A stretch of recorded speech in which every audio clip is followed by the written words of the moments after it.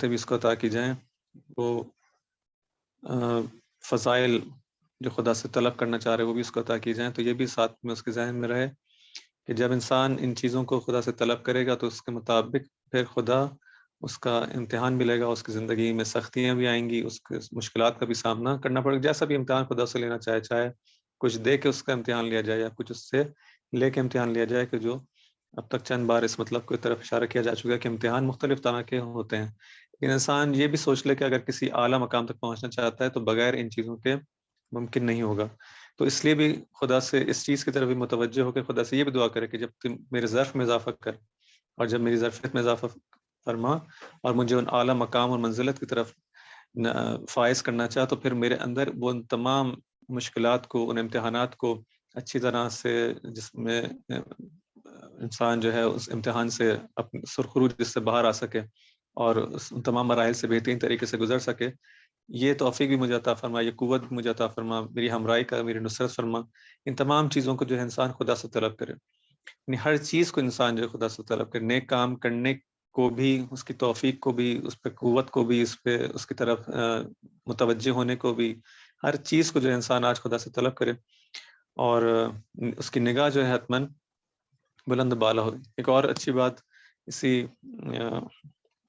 عالم برجستہ آیت اللہ جواد عاملی سے جو ہے فرماتے ہیں کہ جب انسان جو ہے وہ، آپ نے دیکھا کسی مہمانی کے اندر، کسی دعوت کے اندر جب دسترخوان بچھایا جاتا ہے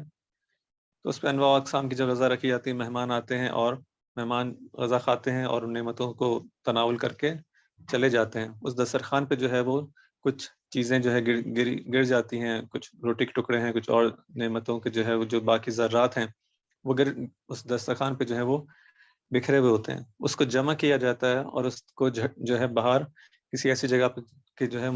پرندوں کے لیے، جانوروں کے لیے جو ہے وہ اس کو پہن کر دیا جاتا ہے، اس کو پھیلا دیا جاتا ہے کہ اب یہ جو ذرات جو باقی بچ گئے ہیں، جو غذا کی باقی چیزیں ہیں، یہ بچی کچھ چیزیں جو ہے ان سے پرندے بھی استفادہ کر لیں اور یہ اس سے مستفید ہو جائیں۔ تو اس دسترخوان سے دو طرح کے استفادے ہو سکتے ہیں، ایک وہ اعلیٰ قسم کی جو غذائیں اور اس پہ جو نعمتیں ہیں جو مہمانوں کے لیے، خاص مہمانوں کے لیے رکھی گئی تھیں، اور وہ بھی اس کے اندر جو غذا کی جو باقی ماندہ جو بچی کچھ چیزیں رہ گئی ہیں اس دسترخوان پہ، وہ بھی اس دسترخوان کے اوپر نعمتیں ہیں۔ تو ہم اس ليلۃ القدر کے اندر ان چیزوں کو خدا سے طلب نہ کریں کہ جو اس کی مانند ہیں، کہ جو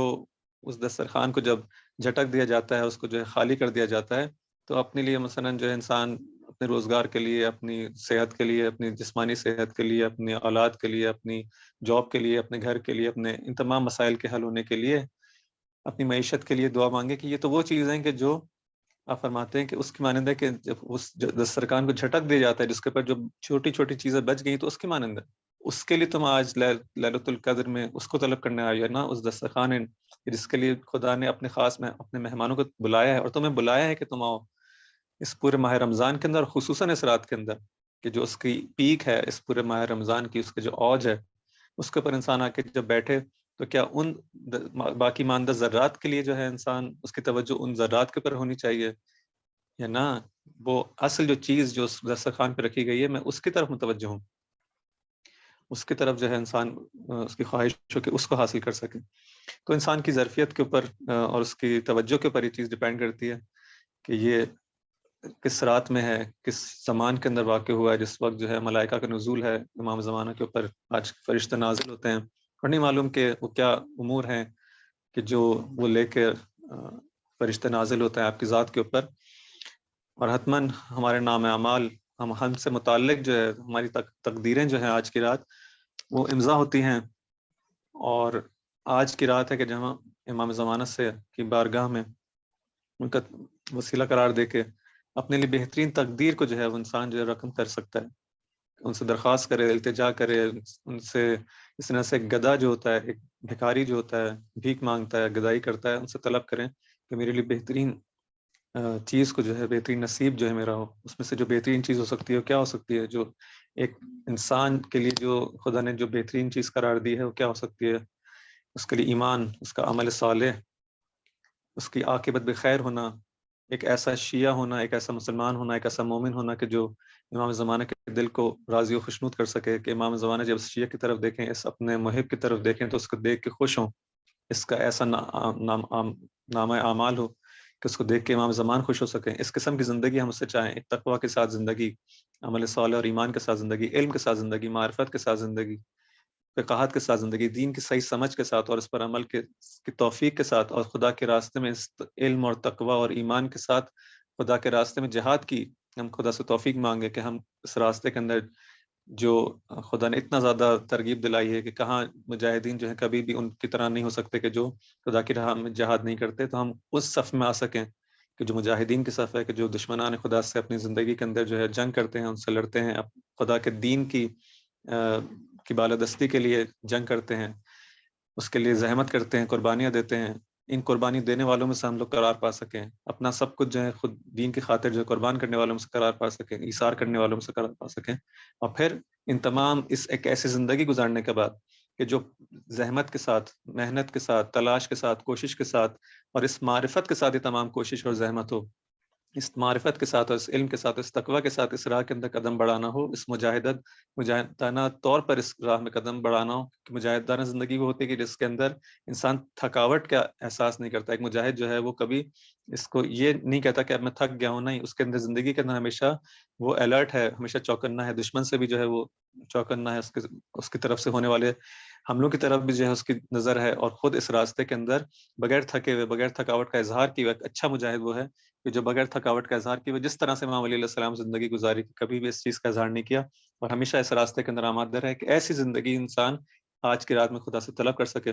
اور اگر خدا ہم کو توفیق دے کہ ہم اس جانب متوجہ ہو سکیں کہ آج کی رات یہ وہ چیز ہے کہ اگر انسان مانگ لے اور اس کو مل جائے، اور پھر آخر میں حتماً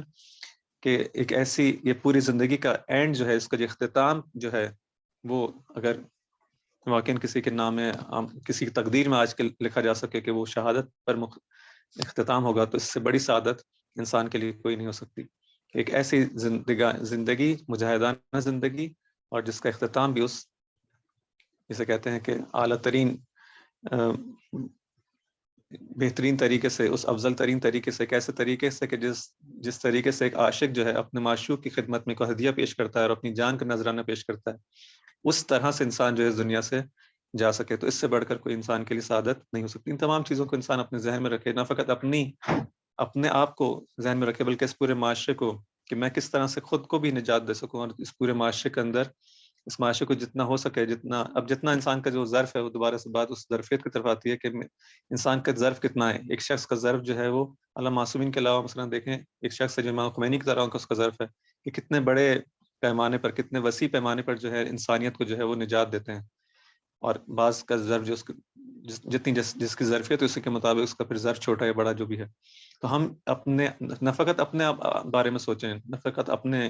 اولاد اور اپنے گھر کے بارے میں سوچیں، بلکہ اس پورے معاشرے کے بارے میں، اس پوری دنیا کے بارے میں جتنا زیادہ ہم سوچ سکیں کہ ہم ان سب کو نہ فقط خود جو ہے نجات پا سکیں، بلکہ اس پوری دنیا کو، ان لوگوں کو، انسانوں کو جو ہے وہ زیادہ سے زیادہ نجات دے سکیں. نہ فقط آج کی رات میں جب دعائے جوشن کبیر پڑھوں تو میرے ذہن میں یہ ہو کہ میں خود جو ہے اس آگ سے جس کے اندر ہم لوگ ہیں، خلصنا من النار یا رب کا مطلب کیا ہے؟ نہیں کہ مجھے اس آگ سے جو کہ آئندہ کبھی خدا نہ کرے کہ انسان جس میں ہوگا اس سے مجھے نجات نہیں، اس وقت انسان کہہ رہا ہے کہ اس وقت مجھے اس آگ سے نجات چاہیے. یعنی اس وقت میں جہنم کی اس آگ کے اندر ہر انسان ہے، لیکن وہ دیکھ نہیں رہا، اس کی آنکھوں پہ پردے پڑے ہیں، لیکن انسان اپنے اعمال کی وجہ سے، اپنے گناہوں کی وجہ سے اس جہنم کے اندر ہے. تو اس سے انسان نجات حاصل کرنے، اپنے آپ کو باہر نکالنے کی کوشش کرے. فرض کر انسان جو ہے وہ قیامت کے میدان میں ہو، اور اس محشر کے میدان میں جہاں پہ کوئی انسان کا جو ہے وہ مددگار نہ ہو، اور اس طرح ہر ایک انسان جو ہے وہ مارا مارا پھرے اور ہر طرف دیکھنے کی کوشش کرے، کوئی اس کو بچا لے، کوئی اس کے جو ہے وہ اس نام اعمال کو جو اس کے ہاتھ میں دے دیا گیا، جس کے بعد معلوم ہے کہ اس کا انجام کیا ہونے والا ہے، اور اب جو ہے وہ ادھر سے ادھر پھر رہا ہو اور اس کو کوئی مدد کرنے والا نہ ہو. اس وقت کس طرح سے جو ہے اگر کسی کو، اگر اس کے پاس کوئی مدد، اس کو معلوم ہو جائے کہ ہاں اگر میں خدا کو پکاروں گا تو مجھے بچا لے گا، یا کوئی اور ذات جو ہے اگر میں اس کو پکاروں گا تو مجھے بچا لے گی، تو کس طرح سے اس کے پاس جا کے جو ہے کہے گا کہ میں دیکھ رہا ہوں کہ میں جہنم میں ہوں، اگر مجھے نہیں بچایا گیا تو میں جہنم میں چلا جاؤں گا، تو مجھے بچایا جائے اس سے. تو یہ کہ اس طرح سے انسان کہے کہ اپنے آپ کو اسی طرح سے جہنم کے اندر انسان دیکھے کہ مجھے باہر نکالا جائے اس سے، خلص نہ مجھے خلاص کیا جائے، کہ اگر یہ کام نہ ہوا تو انسان کے لیے جو ہے وہ اس آگ سے اس کو کون بچا سکتا ہے۔ اور باقی دعاؤں کے اندر بھی اس طرح سے آیا کہ آج جو ہے وہ عتق ازنار جو ہے آگ سے جو ہے اپنی گردن کو جو ہے باہر نکالنے کے لیے، اس سے بچاؤ کے لیے یہ دعا جو ہے کتنی زیادہ اس پہ فوکس کیا جاتا ہے۔ تو ایک دفعہ خود میں اپنے آپ کو فقط کہتا ہوں کہ میں اس سے باہر آ جاؤں، ایک دفعہ کہتا ہوں نہ فقط میں باہر آ جاؤں بلکہ اپنے ساتھ ہزاروں لوگوں کو اور بہت سارے لوگوں کو جو اس معاشرے کے ان کو بھی میں اس سے باہر نکالوں۔ تو یہ بھی ایک نہ فقط اپنے آپ کے بارے میں سوچیں بلکہ اس پورے معاشرے کو جو اس آگ کے اندر، اس جہنمی جو ہمارا معاشرہ ہو چکا ہے، جو اس نے گناہوں کے اندر اور اتنی پستیوں کے اندر جو گھر چکا ہے، یہ ایک ایسا معاشرہ، اس کو انسان کس طرح سے باہر نکالے۔ اور اگر دنیا میں اسی اپنی زندگی کے اندر انسان اپنے آپ کو اس جہنم کی آگ سے نجات دے گا تو خود بخود وہ والی وہاں پہ بھی جو ہے اسی طرح سے وہ چیز ہم کو ریفلیکٹ ہوتی ہوئی نظر آئے گی، اور اس کی وہی اس کی تجلی وہاں پہ ہم کو نظر آئے گی۔ انسان اگر یہاں پہ اپنے آپ کو آزاد کر لے ان گناہوں کی آگ سے تو خود بخود وہاں پہ بھی انسان آزاد ہو جائے گا۔ تو آج کی رات اپنے آپ کو بھی نجات دینے کی ہے، اور اپنے اطراف میں جو افراد ہیں جتنے زیادہ وہ ان لوگوں کی طرف نگاہ کر سکتا ہے اور اس کی ظرفیت ہے، ان لوگوں کو نجات دینے کے لیے انسان کوشش کرے، اپنے لیے عزم کا ارادہ کرے۔ نہ فقط یہ دعا، بلکہ دعا کے ساتھ کیا ہوتا ہے پیچھے، اصل دعا کے پیچھے وہ عزم اور ارادہ ہے، اس کی خواہش ہے، اس کی طلب ہے کہ دعا فقط وہ الفاظ کی صورت میں پھر انسان کی زبان پر آتی ہے، لیکن اصل وہ اس کے دل کے اندر وہ طلب اور ارادہ ہوتا ہے، وہ خواہش ہوتی ہے۔ تو میں اگر اپنے دل کے اندر یہ چاہتا ہوں واقعا مجھے محبت ہے، نہ فقط اپنے آپ سے بلکہ اپنے اطراف میں جو لوگ ہیں پورے معاشرے سے، تو اگر یہ محبت اگر واقع ہے تو پھر مجھے اس کے بارے میں سوچنا بھی ہوگا، اس کے بارے میں عزم کرنا ہوگا، اس کے بارے میں ارادہ کرنا ہوگا، اس کے بارے میں پلاننگ کرنی ہوگی، اس کے بارے میں سوچنا ہوگا کہ مجھے کیا کرنا ہے، وہ جو کام جو اب تک پچھلی زندگی میں نہیں کر سکا، اور آج دوبارہ اسی طرح سے جس طرح سے پچھلے سال شب قدر آئی تھی، آج دوبارہ میں اس جگہ پر آ گیا ہوں، اسی مکان اسی زمان کے اندر واقع ہوں، پھر خدا نے مجھے ایک موقع دیا۔ اب کیا میں آئندہ کے لیے اپنے لیے طلب کر سکتا ہوں، آئندہ زندگی کے لیے کیا پلان کر سکتا ہوں، کیا منصوبہ بندی کر سکتا ہوں کہ نہ اب جو ہے وہ ایسا نہ ہو، اب جو ہے آئندہ کی زندگی کے اندر اب تک میری زندگی کے اندر جو مشکلات رہیں اور جو میں جن چیزوں کو اچیو نہیں کر سکا، پھر خدا نے کہا ہے کہ نہیں اب دوبارہ سے جو ہے وہ تمہیں موقع دیا جاتا ہے، اب تم اس طرح سے مانگو خدا سے، خدا حتمن دے گا۔ تو اب میں دوبارہ اپنے لیے ان چیزوں کو طلب کروں اور اس ارادے اور اس عزم کے ساتھ انسان ان تمام چیزوں کی طرف توجہ کرتے ہوئے انشاءاللہ آج کی رات ان تمام امور کو اپنے ذہن میں رکھے، خاص طور پہ امام زمانہ کو کے ساتھ توسل، کیونکہ امام زمانہ پر جو ہے آج ملائکہ نازل ہے، امام کے ساتھ انسان توسل کر سکے، ان کو یاد کر سکے اور ان سے گفتگو کر سکے، اپنے ان سے جو ہے اور اس ذریعے سے جو ہے خدا سے نزدیک ہونے کی کوشش کر سکے کہ یہی وہ راستہ ہے، یہی وہ باب اللہ ہے، انہی کے ذریعے سے ہم کو خدا تک پہنچنا ہے۔ اور آج حتماً ایک ایسا زمان ہے کہ جہاں پہ انسان کا تعلق اس عالم بالا سے عالم میں ملکوت سے کہ جس کی طرف ہماری نگاہیں جو ہیں وہ ہم اس کو نہیں دیکھ پاتے، اس کو درک نہیں کر پاتے، لیکن آج وہ بہترین موقع ہے کہ انسان کا رابطہ جو ہے، جس طرح فرض کریں کہ انسان ایک ایسے کمرے میں ہو اور اس کا جو ہے اس طرف دوسرے طرف جو ایک اور عالم ہے، ایک اور جگہ ہے کہ جہاں اس کے اور اس عالم کے درمیان ایک دیوار حائل ہے، اور اس میں جو ہے فقط ایک فرض کریں کہ ایک ایسی کھڑکی ہے، ایک ایسی جو ہے جس کے اوپر پردہ لگا ہوا ہے کہ عام حالات میں وہ جو ہے انسان وہاں پہ اس کا ارتباط نہیں ہو پاتا، لیکن بعض دفعہ جو ہے اس پردے کو جو ہے ایک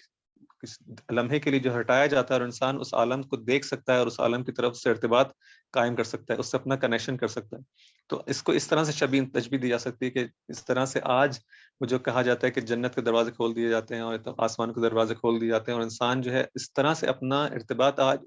برقرار کر سکتا ہے کہ باقی دنوں میں عام انسان کہ جو اس کے لیے وہ حجاب حائل ہیں اور وہ پردے حائل ہیں وہ نہیں اس سے ارتباط قائم کر پاتا، آج جو ہے وہ ارتباط حاصل کرنا آسان تر ہو جاتا ہے۔ آج جو ہے اگر انسان کی جتنی ہمت ہے، جتنا اس کی ظرفیت ہے اور جتنا اس کی توان ہے، آج اس کے لیے یہ کام اس کی باقی راتوں کی نسبت اور باقی ایام کی نسبت آسان تر ہے۔ آج ممکن ہے جو ہے وہ یہ جو رابطہ ہے انسان کا اس عالم سے، وہ جو حجاب جو ہے اس کے اندر کمی کر دی جائے یا بہت سے لوگوں کے لیے ہٹا دیے جائیں۔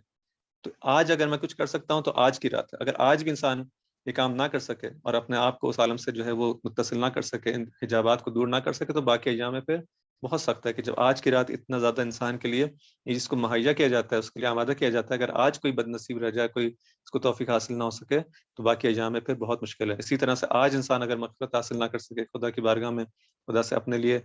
اس سعادت کو حاصل نہ کر سکے، تو پھر باقی ایام اس کو رسول خدا صلی اللہ علیہ وسلم جو فرماتے تھے کہ ماہ رمضان کے شروع میں کہ ماہ رمضان کے اندر ہے کہ انسان اگر کوئی خوش نصیب ہونا چاہتا ہے خدا کی مغفرت اور رحمت اس کے شامل حال ہو تو یہ ماہ رمضان ہے. اگر ماہ رمضان گزر جائے اور کوئی شخص جو ہے اس مغفرت اور رحمت سے دور رہ جائے اور اس کے شامل حال نہ ہو سکے تو جو شقی ترین اور بدبخت ترین انسان وہ ہوگا. تو اس مطلب کو جو ہے انسان یہ چند گھنٹے ہمارے پاس جو ہے چند دقائق جو باقی رہ گئے ہیں اس میں انسان چاہے قرآن کی تلاوت کر رہا ہو چاہے مختلف دعاؤں کی تلاوت کر رہا ہو چاہے جوشن کبیر پڑھ رہا ہو چاہے اپنی تنہائی کے اندر اپنے بارے میں اپنی سابقہ اور اپنی آئندہ آنے والی زندگی کے بارے میں جو غور کر رہا ہو کہ سابقہ زندگی کو دیکھ کے اس کے نقصانات کو دیکھ کے اس کے نقائص کو دیکھ کے پھر آئندہ کے لیے جو اس کو عزم کرنا ہے اس کے لیے جو پلان کرنا ہے اس کے لیے جو منصوبہ بندی کرنی ہے اس کو جو ہے پھر سامنے رکھتے ہوئے خدا سے جو طلب کرنا ہے اس تمام یہ کام کرے. جو بھی انسان آج کی رات میں اس کی توجہ فقط ان امور کی طرف جتنی زیادہ رہے گی اس کی طرف جتنا زیادہ انسان متوجہ رہے گا اس اعلیٰ مطالب کو خدا سے طلب کرنے کے بارے میں متوجہ رہے گا انشاءاللہ اتنا ہی زیادہ اس شب سے جو ہے وہ استفادہ کر پائے گا انشاءاللہ. خدا سے دعا ہے کہ اس حقیر کو بھی اور آپ تمام لوگوں کو اس شب سے بہترین طریقے سے استفادہ کرنے کی توفیق عطا فرمائے. کچھ دقائق جو ہیں کچھ اس خطبے کے بارے میں اب میں آپ لوگوں سے بھی بلکہ بہتر ہے تھوڑی سی رائے لے لوں کہ اس خطبے کے اندر جو مطالب ہیں کچھ اہم مطالب جسے کہہ سکتے ہیں کہ بہت زیادہ ہمارے معاشرے کے حوالے سے ان کو نظر آتے ہیں. بالکل ایسا لگتا ہے کہ امام علیہ السلام جو ہے آج 1400 سال پہلے ہمارے ہی معاشرے کے حوالے سے گفتگو کر رہے ہیں. وہ مطالب جو ہیں اس کے اندر موجود ہیں. اس کے بعد آخر میں خود امام علیہ السلام کی فضیلت کے حوالے سے کچھ تذکرہ ہے اور ایک دو مطالب وہ معجزے کا تذکرہ ہے جس کی بات آپ سے پہلے کی تھی. تو اب اگر آپ لوگ چاہتے ہیں اس خطبے کو کامل ہم کریں اور اس کے جو ہے آخر تک اس مطالب کو جو ہے ذکر کریں تب بھی جو ہے میرے لیے کوئی مشکل نہیں ہے, یہ بھی کر سکتے ہیں. اور چاہیں تو اس کا جو ہے خلاصہ بیان کر کے ہم کل سے دوبارہ اپنے اسی سورۃ تغابن کا جو باقی ماندہ جو اس کے اندر آیات کی تفسیر ہے اس کی طرف بھی پلٹ سکتے ہیں. اب جیسا آپ لوگ چاہیں. اگر اس کا میں خلاصہ بیان کر دوں تو ان 10-15 منٹ میں بیان کرنے کی کوشش کی جا سکتی ہے, اور اگر چاہیں تو ہم اس کو کل مزید ایک دن اس خطبے کے اوپر کچھ گفتگو کر کے اور پھر پرسوں سے جو ہے انشاءاللہ سورۃ تغابن کروا سکتے ہیں. جی آپ لوگ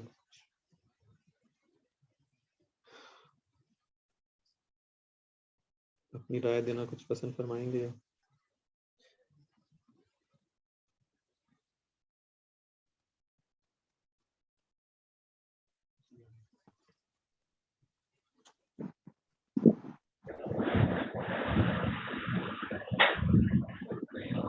جی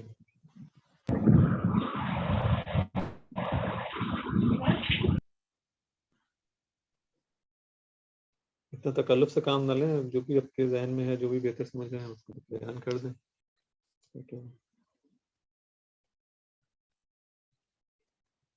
ایک رائے تو یہی کہ ہم اس کو جو ہے کمپلیٹ کر لیتے ہیں. باقی افراد کی نظر کیا ہے؟ صحیح ہے, مناسب ہے میرا. السلام علیکم.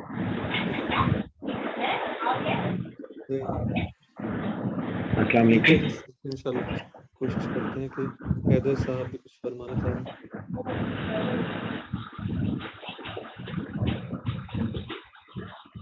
سوال کرنا چاہ رہا تھا. جی ہاں سوال کرنا چاہ رہے تھے. جی فرمائیں. اچھا, یہ ایک بات بہت زیادہ مشہور ہے کہ شب قدر میں ایک ایسا لمحہ آتا ہے کہ جس میں ضرور دعا قبول ہوتی ہے. کیا واقعی میں ایسی کوئی روایت ہے؟ پوری رات ہی ایسی رات ہے کہ جو خاص رات ہے, پورا اس کا ایک ایک لمحہ جو ہے وہ خاص ہے.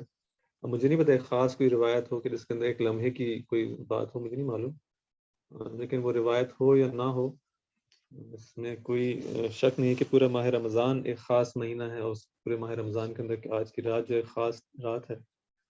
تو حتماً ایسا ہی ہے کہ انسان کی دعائیں قبول ہوتی ہیں, مستجاب ہوتی ہیں. تو اس کی وہی بات ہے کہ انسان پھر وہی سمجھے کہ وہ ہم کو قبول ہوتے ہوئے نظر آئیں یا نہ نظر آئیں وہ الگ مسئلہ ہے، لیکن قبول ضرور ہوتی ہیں کہ خدا اب اس کی قبولیت کا مطلب کیا ہے، اس کا جو ہے وہ کیا قبول ہونے کا مطلب یہ ہے کہ جو چیز ہم خدا سے مانگ رہے ہیں فوراً ہم کو مل جائے یا نہیں. انسان کا جو ہے خدا سے ہم کلام ہونا، خدا سے اپنی بات کو پہنچانا، اپنی عاجزی کا اظہار کرنا، اپنی نیاز کا اظہار کرنا، اپنی اس جس چیز کو چاہ رہا ہے اس چیز کو بیان کرنا، یہ خود جو ہے خود ایک مقبولیت ہے، یہ خود جو ہے اس کی استجابت ہے کہ خدا کہتے ہیں تم اس سے بیان کرو، خدا جو ہے اس کو سنتا ہے. اور جہاں پہ اگر صحیح اس کو جو ہے اس کے انسان کی مصلحت میں ہوتا ہے اور اس کے حق میں بہتر ہوتا ہے تو اس کو جو ہے ممکن ہے کوئی چیز فوراً جو ہے دے دی جائے. بعض دفعہ جو ہے اس چیز کو جو ہے دینے میں تاخیر کی جاتی ہے، لیکن اس کے درجات جو ہے اس خود یعنی خدا سے مانگنا، اس کو پکارنا، جیسے ہی وہ کام کرتا ہے، جیسے خدا کو پکارتا ہے ویسے ہی اس کی استجابت ہو جاتی ہے. اس کے جو درجات ہیں اس کو خدا ممکن ہے اس دنیا میں نہیں بلکہ اس دوسری عالم آخرت میں جو ہے ایک ایسا اجر جو ہے اسی وقت اس کو مل جاتا ہے. جیسے جیسے انسان خدا کو پکارتا رہتا ہے اس کا اجر مل رہا ہوتا ہے، اس کی جو ہے دعا مستجاب ہو رہی ہوتی ہے. ظاہری طور پہ قبولیت کا الگ مسئلہ، اس کی اپنی مصلحتیں ہیں کہ وہ اسی وقت جو ہے وہ ہم کو نظر آ جائے یا بعد میں کبھی دیر سے نظر آئے.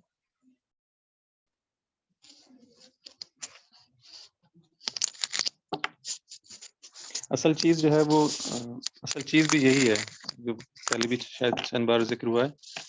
کہ وہ یہ نہیں ہے کہ میں جو میری جو حاجتیں ہیں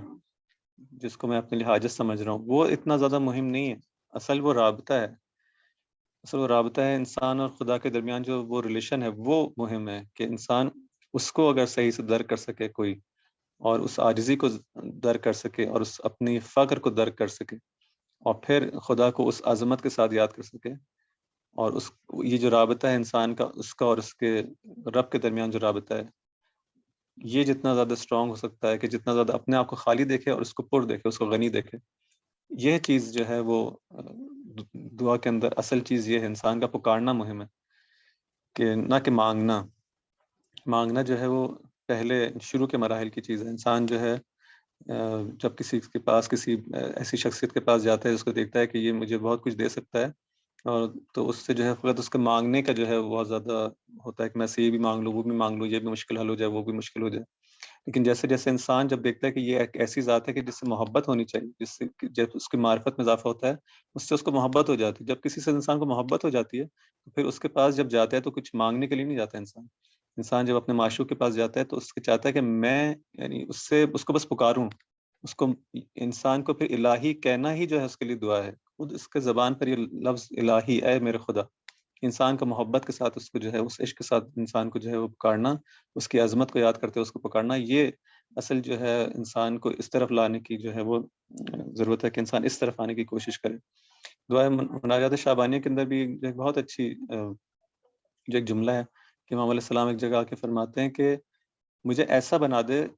کہ میں یعنی میرا مرحلہ یہاں تک آ جائے کہ تو مجھ سے کہہ اور میں یعنی اس کو جو ہے وہ انجام دوں. اور پھر ایک مرحلہ وہ آئے کہ تو یعنی جو مجھ تک یہ بات جو پہنچنی ہے کہ میں کس کام کو انجام دوں، یہ جو ہے تو مجھ سے سرگوشی، جس طرح سے انسان خدا سے سرگوشی کرتا ہے، مناجات کا مطلب جس طرح سے بیان ہوا تھا، مناجات خدا سے آہستہ جو ہے دل کے اندر انسان اپنی بات کو جو کرتا ہے خدا سے، اس کو کہتے ہیں مناجات. تو ایک مرحلہ وہ ہے کہ تو مجھ سے جو ہے سرگوشی کر، یعنی تو میرے دل کے اندر وہ چیز ڈال دے اور الہام کر دے، مجھے بتا دے کہ کیا کرنا ہے اور میں پھر اس کو علناً انجام دوں. تو مجھ سے سرگوشی کر، آہستہ مجھے بتا، کہ میں یعنی مجھے معلوم ہے خدا مجھ سے میری زندگی میں یہ چاہتا ہے اور چاہتا ہے کہ میں اس کام کو انجام دوں اور پھر میں علناً اس کو انجام دوں. اور تیری خواہش ہے اس کو میں یعنی جس طرح سے ہوتا ہے نا کہ ایک عاشق جو ہوتا ہے اس کو دل چاہتا ہے کہ میں بس اپنے اس کی پوری زندگی سے وہ عشق جو ہے وہ آیا ہوتا رہے، اور ہر شخص جو اس کو دیکھے اس کو معلوم ہے ہاں یہ شخص جو ہے وہ فلاں کے عشق میں جو ہے گرفتار ہے. تو انسان امام علیہ السلام اس طرح سے کہتے ہیں کہ میں اس طرح سے ہو جاؤں، میری پوری زندگی اس طرح سے ہو جائے کہ جو تو چاہتا ہے میں وہ کرتا چلا جاؤں. لیکن ہماری جو ہے ٹھیک ہے کہ مختلف مراحل کے لحاظ سے ہم لوگ جس مرحلے پر ہوتے ہیں، جس مرحلے پر میں ہوں انشاءاللہ باقی افراد نہیں ہوں گے، تو انسان اپنے طلب کے اندر رہتا ہے کہ مجھے یہ مل جائے، میں خدا میرے لیے یہ کر دے، خدا میرے لیے وہ کر دے. لیکن امام علیہ السلام کہتے ہیں کہ عشق کے اس مرحلے پہ اندر انسان کو لے جانا چاہتے ہیں. کہتے ہیں کہ انسان خدا سے یہ دعا کرے کہ اے خدا تو مجھ سے کہ میں وہ کروں جو تو چاہتا ہے. تو یہ پھر یہ بھی ایک مرحلہ ہے خدا سے. وہی بات ہے کہ انسان کی وہ ظرفیت اور اس مظروف کی بات ہے کہ انسان ایسا بن جائے کہ ایک جس طرح سے ایک سپاہی ہوتا ہے اپنے کمانڈر کے آگے کس طرح سے جو ہے وہ ہمیشہ اس کو سیلیوٹ کر کے کہتا ہے کہ جو بھی آپ کہیں آپ کی خدمت میں حاضر ہوں، جان قربان کرنے کے لیے تیار ہوں. اس طرح سے انسان اپنے مولا کے آگے امام کے سامنے ایک ایسا انسان بن سکے کہ کہے کہ آپ حکم کریں مولا، میں آپ اس کام کو کرنے کے لیے، یعنی اس کی اپنی جب اس مرحلے پہ انسان پہنچتا ہے تو تقریباً اس کی اپنی خواہشات ختم ہو جاتی ہیں. پھر اس کی اپنی کوئی خواہش نہیں رہتی، اس کی خواہش وہی ہو جاتی ہے کہ جو اس کے مولا کی خواہش ہے. کہتے ہیں آپ بتائیں کیا کرنا ہے، آپ کی خواہش کیا ہے، میں اس کو انجام کام کروں. خیر آپ کا سوال جو تھا وہ سب تک میں تھا کہ آج کے رات میں کیسی لمحہ ہے تو وہ نہیں معلوم، لیکن پوری رات ہی اس قسم کی رات ہے.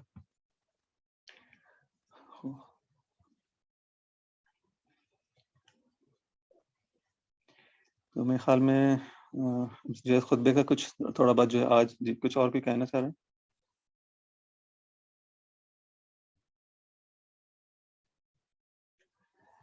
تو اس خطبے کے جو کچھ اور جملات کی طرف اشارہ کرتے ہوئے پھر انشاءاللہ کل اس کو مزید اینڈ کرنے کی اس کے اختتام پر پہنچانے کی کوشش کریں گے. یہاں تک بات ہوئی تھی کہ امام علیہ السلام نے کہا تھا کہ مذمت کی تھی ان لوگوں کی کہ جو تعصب میں گرفتار ہیں، وہ بھی تعصب جاہلیت کے اندر، کہ جس کی کوئی اساس نہیں، کہ جس کی کوئی اس کے اندر ایسا کوئی نقطہ نہیں کہ جس کو اگر انسانوں کو بتایا جائے کہ ہاں یہ شخص اس وجہ سے تعصب کر رہا ہے اور اس طرح، تو اس کو کئی لوگوں کو اس کی عقلوں میں بات بھی آیا، اس کو کہ اس کی توجہ کرنے کی، اس کی توجہ کو قبول کریں اور کہ ہاں ٹھیک ہے اس بات پہ جو تعصب کیا جا سکتا ہے. کہتے ہیں کہ ایک تو تعصب کرنا ویسے ہی غلط ہے، خاص طور پر اگر ایسی چیز کے اندر ہو کہ وہ جس بالکل واہیات ہو، اپنی فقط کسی جگہ پیدا ہونے کی وجہ سے اپنی کسی زبان کے اوپر، اپنی رنگ کے اوپر، اس قسم کے جو فضول تعصبات ہیں، یہ بالکل بھی اس کی اجازت نہیں دی سکتی. اور امام علیہ السلام شدید مذمت کرتے ہیں ان لوگوں کی جو ان کے سامنے موجود ہیں. اگر ہم بھی اگر یہ کام کر رہے ہیں تو امام کا پیغام ہمارے لیے بھی ہے، اور ان تمام جو تعصبات جو ان چیزوں کی وجہ سے ہوتے ہیں اس کے امام شدید مذمت فرماتے ہیں. اس کے بعد فرماتے ہیں اگر کسی کو تعصب کرنا ہی ہے تو کس چیز کا تعصب کرے. پھر اس کو امام علیہ السلام ڈائیورٹ کر دیتے ہیں اس ایک مثبت چیز کی طرف، ایک پازیٹیو اس کو رخ دینے کی کوشش کرتے ہیں کہ تعصب میں کیا ہوتا ہے، عصبیت کے اندر کیا ہوتا ہے کہ انسان جو ہے کسی کی حمایت کرتا ہے، شدید حمایت کرتا ہے. یعنی اس کی ایک اپنی جس طرح سے ایک پارٹی ہوتی ہے اس کے اندر وہ اپنے پارٹی والوں کی اس طرح سے حمایت کرتا ہے، ان کے افعال کی، ان کے جو بھی کام ہے اس کی حمایت کرنا شروع کر دیتا ہے. کہتے ہیں عصبیت اگر چاہتے ہو، تعصب اگر کرنا ہی ہے تو کس چیز میں تعصب ہو، فلیکن تعصبکم لمکارم الخصال ومحامد الافعال ومحاسن الامور، کہ اگر تم کو یہ کام کرنا ہی ہے تو جو اچھی خصلتیں ہیں، اچھے افعال ہیں، محاسن امور ہیں، ان تمام چیزوں کی طرف انسان اس کو پھر اس کی طرف توجہ دے اور اس کی جانب تعصب کرے. اس کی جانب تعصب سے کیا مراد ہے، یعنی اگر تم دیکھتے ہو کہ تم کہنا چاہتے ہو کہ ہمارے خاندان میں اس طرح کے فضائل پائے جاتے تھے، اس طرح سے مکارم اخلاق پائے جاتے تھے، تو تم اس بنیاد پر اس کی حمایت کرو، اپنے خاندان کی، اپنی پارٹی کی، اپنے لوگوں کی، اپنے دوستوں کی، اپنے قبیلے کی، جو بھی افراد جن کے ساتھ تمہارے یہ حمایت کرنا چاہ رہے ہو، حمایت اس پھر کس بنا پر ہوگی، خود بخود وہ بنا صحیح ہو جائے گی، یعنی وہ بنا خود بخود حق کی بنا ہو جائے گی. جب تعصب تمہارا ان چیزوں کی وجہ سے ہوگا، مکارم اخلاق کی وجہ سے، مکارم خصال کی وجہ سے، نیک خصوصیات کی وجہ سے، جب ان چیزوں کی طرف سے تمہارا جو تعصب ہوگا، اس کا مطلب کیا ہوگا، یعنی تم حمایت کرو ان چیزوں کی. اگر جو ہے یعنی تم سچائی کی حمایت کرنے والے ہو جاؤ گے، تم جو ہے عدالت کی حمایت کرنے والے ہو جاؤ گے، تم سخاوت و شجاعت و تمام جو اچھائیاں ہیں، تمام فضائل ہیں، جب کس کی حمایت کرنے والے ہو جاؤ گے تو خود بخود معلوم ہے کہ وہ شخص حق پر ہوگا. یعنی ایک ایسا معنی امام علیہ السلام دینا چاہتے ہیں، اس کو ایک پازیٹیو معنی، اس کو ایک تعصب کو کہ اگر کرنا ہی تو اس قسم کا انسان اپنی زندگی فتعصبوا لخلال الحمد من الحفظ للجوار. پھر چند کلیات کو بیان کرنے کے بعد جو کلیات میں فرماتے ہیں کہ وہ کیا ہونا چاہیے، اخلاق الرغیبہ، احلام العظیمہ، اختار الجلیلہ، والآثار المحمودہ، کہ پسندیدہ اخلاق ہو دانائی کے اندر، یعنی اخلاق دانائی جو عقل کی بات ہے، جو انسان کی فکر کی بات ہے، وہ بھی اس لحاظ سے تمہارے جو منزلت ہے خدا کے نزدیک، جو تمہارے مراتب ہیں، ان تمام چیزوں کی طرف، اور وہ آثار محمودہ، جو پھر ان تمام چیزوں کے نتیجے میں، اس اخلاق کے نتیجے میں، اس فکر کے نتیجے میں جو پھر آثار تم سے ظاہر ہوں گے تمہاری اپنی زندگی میں، یا حتیٰ تمہارے بعد بھی تمہاری بعد کی زندگی میں لوگ جو دیکھتے رہیں گے ان آثار کو، وہ نیک کام جو تم چھوڑ کے جاؤ گے. تو یہ چیزیں تمہاری زندگی میں، ان سے اگر انسان تعصب کرنا چاہے اور ان کی حمایت میں اپنی زندگی گزارنا چاہے، پھر ان کا جو ہے کچھ خاص مصادیق کو بیان کرتے ہیں کہ مکارم، یہ جو نیک اخلاق ہیں، تمہاری اچھی سوچ ہے، تمہاری عقل اور دانائی کی جو ہے، اور تمہاری اچھے آثار جو تم اس کو کہاں پہ ظاہر ہو گئے تمام چیزیں، فتعصبوا لخلال الحمد من الحفظ للجوار، اپنی جو تمہارے ہمسائے ہیں ان کے حقوق کا خیال کرنے میں، والوفاء بالضمام میں، جو تم ایگریمنٹس کرتے ہو، جو کانٹریکٹس کرتے ہو، جو معاہدے ہوتے ہیں تمہارے، عہد و پیمان جو کرتے ہو، اس کا جو ہے انسان کو پورا کرنا، اس کے اندر ظاہر ہونا چاہیے وہ. والطاعۃ للبر، اسی طرح سے نیک لوگوں کی اطاعت کرنے میں، نیک لوگوں کی اطاعت کرو، نہ کہ ان پس لوگوں کی، ان ظالموں کی اطاعت کے اندر اپنی زندگی گزارو. وطاعت للبر وطاعت للبر والمعصیت للکبر، اسی طرح سے ان لوگوں کی، سرکش لوگوں کی مخالفت کرنے میں، والاخذ بالفضل والکف عن الباغی والاعدام للقتل والانصاف للخلق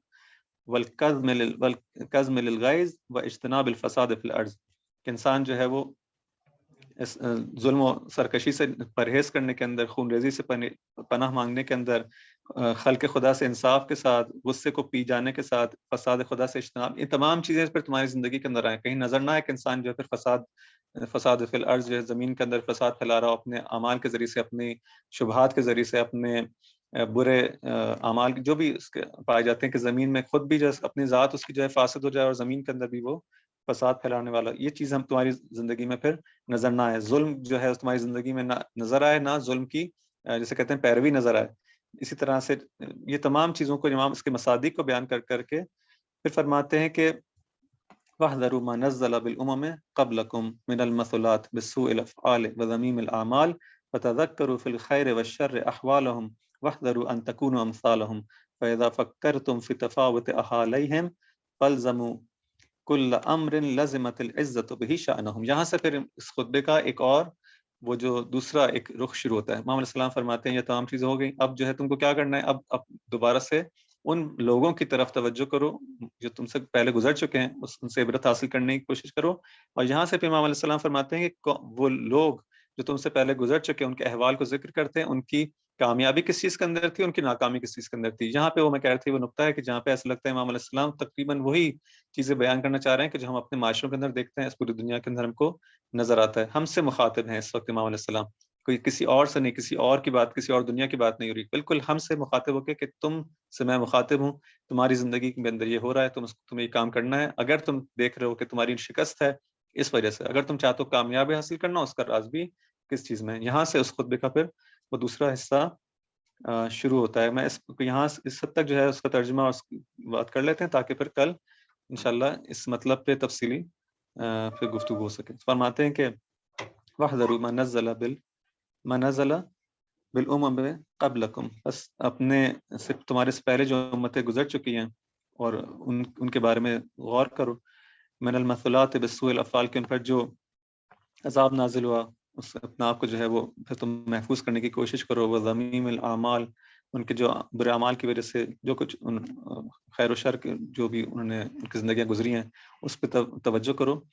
فتذکروا فی الخیر والشر احوالہم، خیر میں بھی شر میں بھی، اچھائیوں میں بھی برائیوں میں، ان کے احوال کو دیکھو، ان کی خوبیاں کس میں تھیں، ان کی اچھائیاں کیا تھیں، ان کی برائیاں کیا تھیں. تمام چیزوں پہ غور کرنے کے بعد وَاحْذَرُوا أَن تَكُونُوا أَمْثَالَهُم، لیکن یہ سب تو تم نے کر لیا، عبرت حاصل تم یعنی اس حد تک دیکھ لیا، ان کی زندگی کا مطالعہ کر لیا کہ پہلا اہم ترین کام یہی ہے کہ ہم اپنی اب سے پہلے جو گزر چکے ہیں ان کی تاریخ کا انسان مطالعہ کرے اور ان چیزوں کو دیکھے کہ ان پہ عذاب کس وجہ سے نازل ہوا، ان کی مشکلات کیا تھیں، ان کی برائیاں کیا تھیں، پتہ ان کی اچھائیاں کیا تھیں. تمام چیز کو جب دیکھ لیا تو اب کیا انسان کو کرنا ہے. اصل چیز یہ ہے کہ انسان پھر وَاحْذَرُوا أَن تَكُونُوا أَمْثَالَهُم، لیکن پھر باخبر رہو کہ کہیں تم ان کی طرح نہ ہو جاؤ. جب تم نے دیکھ لیا کہ ان امتوں کا کیا حشر ہوا، کیا ان کے ساتھ گزری ان کے برے اعمال کی وجہ سے، تو پھر ایسا نہ ہو کہ تم بھی ان کی طرح ہو جاؤ. ورنہ پھر کیا فائدہ اس تمام مطالعات کا، ان تمام انسان کی جو ہے فکر کرنے کا، اس عبرت حاصل کرنے کا کوئی فائدہ نہیں. وَاحْذَرُوا أَن تَكُونُوا أَمْثَالَهُم فَإِذَا تَفَكَّرْتُمْ فِي تَفَاوُتِ حَالَيْهِمْ، بس اگر تم ان کے اچھے اور برے حالات پر غور کر لیا تو اب ان امور کو، ان چیزوں کو پھر اپنی زندگی میں جو ہے وہ نافذ کرنے کی کوشش کرو اور ان چیزوں کو اپنی زندگی کے اندر لے کر آؤ، اپنی زندگی کا حصہ بناؤ کہ جو فَالْزَمُوا كُلَّ أَمْرٍ لَزِمَتِ الْعِزَّةُ بِهِ شَأْنُهُم، کہ جس کی وجہ سے تم نے دیکھا کہ ان کو کس چیز کی وجہ سے جو ہے عزت حاصل ہوئی، تم بھی کوشش کرو ان چیزوں کو اپنی زندگی کے اندر لے کر آؤ اور ان چیزوں سے جو ہے وہ پرہیز کرنے کی کوشش کرو کہ جس میں تم دیکھتے ہو کہ وہ قومیں جو ہیں وہ ذلیل ہوئی، رسوا ہوئی اور ان پر عذاب نازل ہوا اور وہ بدبختی سے جو ہے وہ دوچار ہوں. پھر فرماتے ہیں وَزَاحَتِ الْأَعْدَاءُ لَهُ عَنْهُمْ وَمُدَّتِ الْعَافِيَةُ بِهِ عَلَيْهِمْ وَانْقَادَتِ النِّعْمَةُ لَهُ معهم ووصلت الكرامة عليه حبلهم من الاجتناب للفرقة واللزوم للألفة والتخاذ عليها والتواصي بها. پھر تم کیا کرو ان دشمنوں کہ دیکھو کہ تمہارے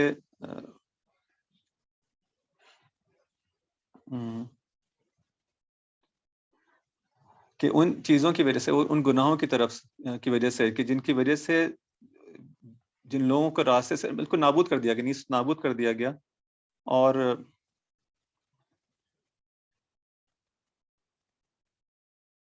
ان کی زندگی کی جو سلامت اور عافیت تھی، مدت العافیت بہ علیہم، ان کی زندگی کی جو سلامت و عافیت تھی،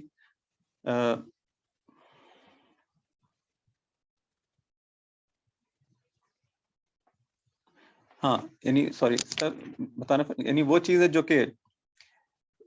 جس کی وجہ سے ان کی زندگی کے اندر عافیت آئی، جس کی طرف سے ان کی زندگی کے اندر جو ہے نعمتیں جو ہے وہ پھیلا دی گئی، وہ مدت العافیہ، یعنی اسی معنی پھیلانے کے معنی وہ عافیت کو، اور جو ان کی زندگی کا جو چین و سکون تھا اور ایک عافیت کی زندگی جو ہے جسے کہتے ہیں سیکیورٹی والی زندگی جو ہے، اس ان کی زندگی کے اندر جو ان کو عطا کر دی گئی، اس کی طرف توجہ کرو، اور وہ نعمتیں جو ان کے سامنے سرنگو ہو گئیں، یعنی ان کی اچھائیوں کی وجہ سے، برائیوں کی طرف بھی انسان توجہ کرے اور ان اچھائیوں کی طرف بھی توجہ کرے کہ جن کی وجہ سے وہ قومیں ان تمام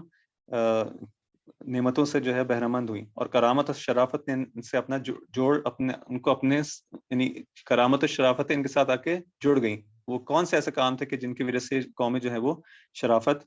اور ان مراتب پہ جو ہے پہنچ سکی۔ وصلت الکرامت علیہ، وصل ہو گئی کرامت ان کے ساتھ، وصلت الکرامت علیہ حبلہم من الاجتناب الالفرقہ، وہ کیا تھا؟ من الاجتناب الالفرقہ، دیکھو وہ چیز کیا تھی کہ جس کی وجہ سے یہ قومیں باشرف ہوئیں، وہ چیزیں کیا تھی کہ جن کی وجہ سے ان قوموں کے اندر، ان معاشروں کے اندر ایک سکون، ایک عافیت، یہ چیزیں پائی جاتی تھیں، شرافت پائی جاتی تھی، بزرگی پائی جاتی تھی۔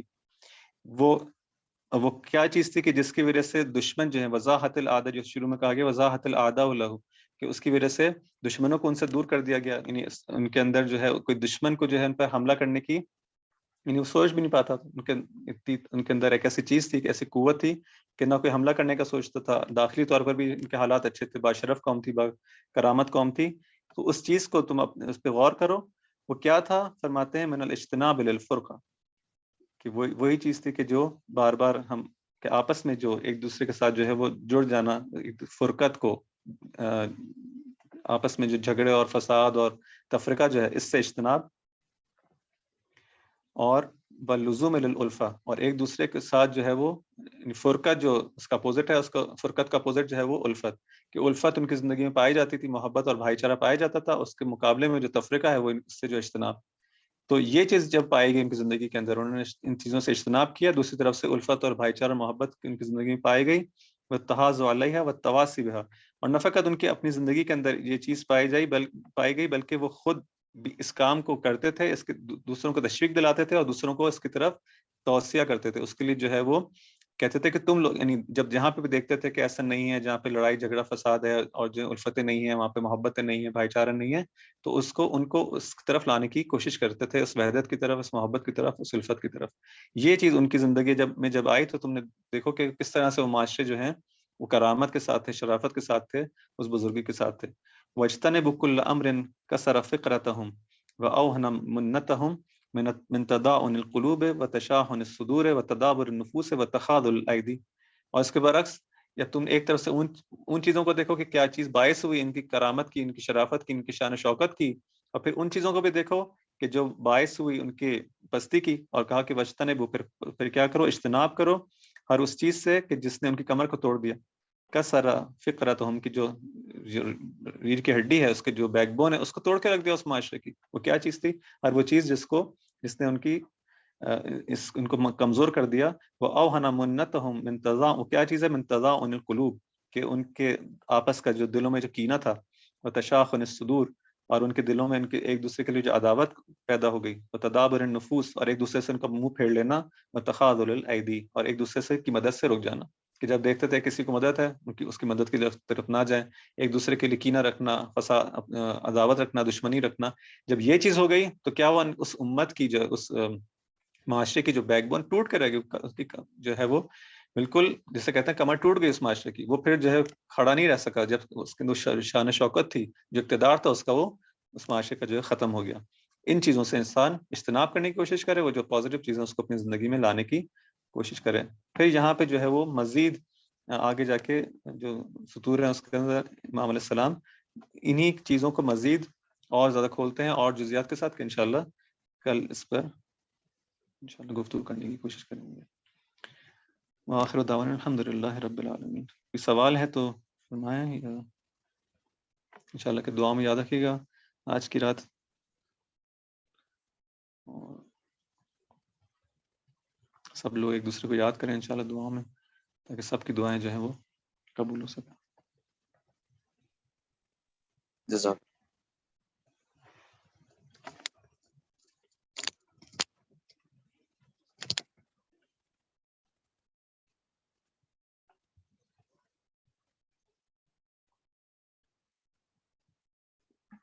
اگر کوئی سوال نہیں ہے، ہاں جی جی فرمائیے.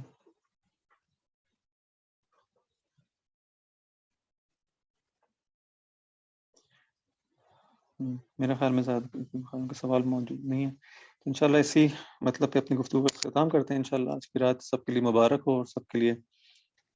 بہترین تقدیر جو ہے وہ انشاءاللہ ہمارے لیے رقم ہو، اور ایک بہترین سعادت مند زندگی ہمارے لیے رقم کی جا سکے انشاءاللہ. وآخر دعوانا الحمدللہ رب العالمین.